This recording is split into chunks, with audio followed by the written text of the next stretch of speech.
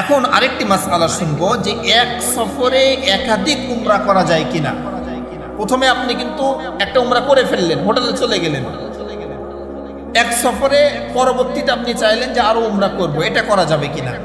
এটা করার জন্য মাসআলা হলো যে নির্দিষ্ট দূরত্বতে যে আপনাকে ইহরাম বেঁধে নিয়াত করে আসতে হবে। আপনার হোটেল থেকে আপনি আবার ইহরাম বাঁধলেন, নিয়াত করলেন যে আমি আবার উমরা করব, এটা হবে না।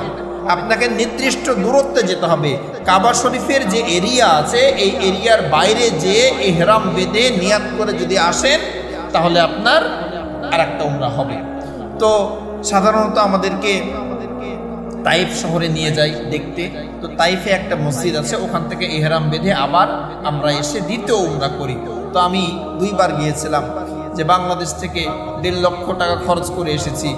মক্কা থেকে তাইফের ভাড়া 50 রিয়াল, বাংলাদেশি টাকায় মোটামুটি 3000 থেকে 1700 টাকা। তো 1700 টাকা খরচ করলে আমার আর একটা উমরা হয়ে যাচ্ছে।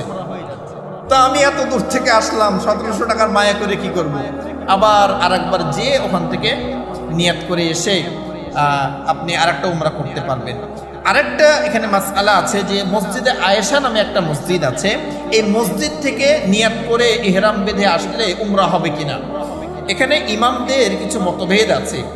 যেহেতু নবী করিম সাল্লাল্লাহু আলাইহি সাল্লাম হযরতে আয়েশা সিদ্দিকাকে নিয়ে যখন হজের জন্য আসেন, উনার ওই শরীর খারাপ হয়েছিল, মিন্স হয়েছিল, এজন্য নবীজি ওই মসজিদ থেকে উনাকে ইহরাম বেঁধে আসতে বলেছিলেন।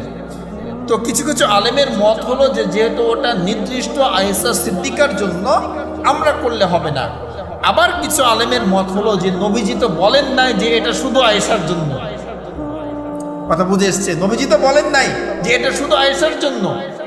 যদি বলতেন তাহলে কথা ঠিক ছিল। এজন্য আমরাও যদি মসজিদে আয়েশা থেকে ইহরাম বেঁধে আসি আমাদেরও উমরা হয়ে যাবে ইনশাআল্লাহ।